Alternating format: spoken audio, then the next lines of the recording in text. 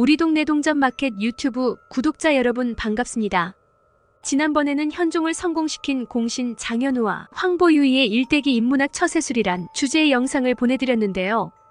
이번에는 도순검사 양규 전사 후 그의 후손들 자손대대로 영광을 누렸다. 인문학 처세술이란 주제로 영상을 보내드리겠습니다. 동전을 수집하시면서 함께 시청하여 주세요. 양규 장군은 회군하여 거란군을 상대로 게릴라전을 펼치다가 결국 애전이란 곳에서 전사하고 말았는데요. 거란과의 2차 전쟁에서 고려가 이길 수 있었던 주요 원인은 전방에서 힘썼던 양규 장군의 활약 덕분이죠.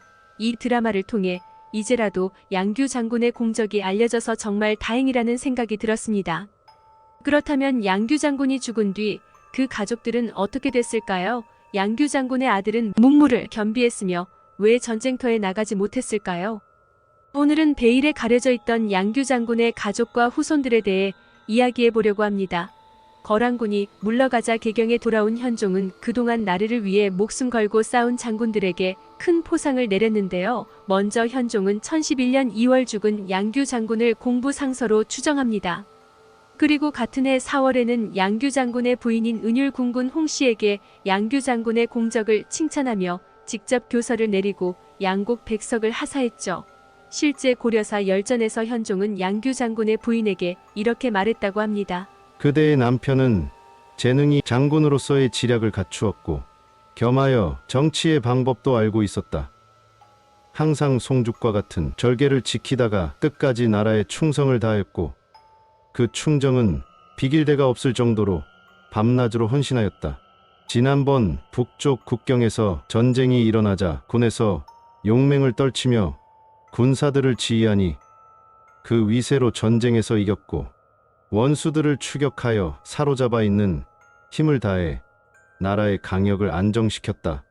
한번 칼을 뽑으면 난인이 다투어 도망가고 육균의 활을 당기면 모든 군대가 항복하였고 진이 보존될 수 있었으며 군사들의 마음은 더욱 굳건해 여러 차례 승리하였고 불행하게도 전사하였다. 뛰어난 공을 항상 기억하여 이미 훈작과 관직을 올렸으나 다시 전공에 보답할 생각이 간절함으로 더욱 넉넉히 베풀고자 한다. 해마다 그대에게 벼 백석을 하사하되 평생토록 할 것이다. 그런데 고려 왕실의 이런 대우는 고려 10대 왕 문종까지 이어집니다. 고려 태조가 후삼국 통일에 공을 세운 신하들에게 사만공신이라 칭호를 내렸는데 그 사만공신 중에서도 신흥사의 공신당의 초상화가 걸린 자들을 특별하게 사만벽산공신이라고 불렀거든요. 고려 10대 왕 문종은 양규의 공을 높이 사서 공신각에 그 초상화를 걸어두게 할 정도였다고 합니다. 그런데 이 고려거란 전쟁이란 드라마가 참 대단한 게 이런 양규 장군의 아들을 이미 복선으로 등장시켰다는 건데요. 아무래도 작가님과 감독님께서 양규 장군님의 찐팬이라면 이제까지 제대로 알려지지 않은 양규 장군의 가족들까지 드라마에 등장시킨 것 같습니다. 여러분 6회에서 거란군이 압록강을 건너와 흥화진 양규 장군과 싸우고 있다고 할 때 아직 보위에 오른 지 얼마 안 된 현종은 거란군이 금방이라도 개경으로 쫓아올까봐 매우 불안해하는데요. 현종이 너무 안절부절 못하자 강감찬은 개경 근처에 있는 사찰에 가서 백성들을 위로해주라고 하죠. 그리고 현종이 그 사찰에 도착하니 옆에 있던 내관이 말하죠. 폐하 이곳은 무공을 세운 장수들의 위패가 많이 모셔진 사찰로 특히 개경에 살고 있는 무장의 가족들이 자주 온다고 합니다. 그리고 현종이 사찰 안으로 들어가자 그곳에는 정말 강조 장군의 부인과 양규 장군의 부인 등 무장들의 가족들이 모여서 기도를 올리고 있었죠. 그리고 그곳에는 양규 장군의 아들 양대춘도 함께 있었습니다. 현종은 양규 장군의 아들을 보며 참으로 촌명하게 생겼다고 했는데요. 그런데 그게 그냥 한 말이 아니었습니다. 왜냐하면 훗날 양규 장군의 아들 양대춘이 문무를 겸비한 훌륭한 인물이 되기 때문이죠. 현종은 양규 장군이 죽자 그 아들에게도 상을 내리는데요. 양대춘은 아버지의 공으로 교서랑을 제수받았고 1039년 정종 5회는 대부시 소경으로 서북로 병마부사가 되었습니다. 양대춘이 양규 장군만큼 뛰어났다는 결정적인 자료가 있는데요.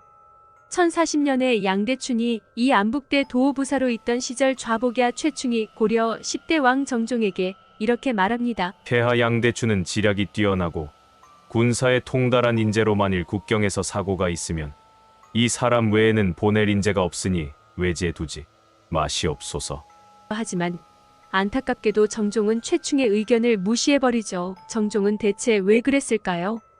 사실 양대충 역시 문무를 모두 겸비한 인재로 평가받고 있으나 양대춘이 활약할 무렵에는 고려가 평화롭던 시기였기 때문에 장수로서 크게 나가서 싸울 기회가 없었던 것 같습니다. 그리고 시간이 흐른 뒤 양대춘은 1047년 즉 문종 1년에 서북로병 마사로 있다가 그 후 직문화성 위의경이 되었습니다. 하지만 그때 양대춘에게 신병이 생기죠. 그러자 문종은 조정에서 매일 열리는 조회를 면제시켜주고 겸관으로 축사의 일만 맡아보게 하였다네요.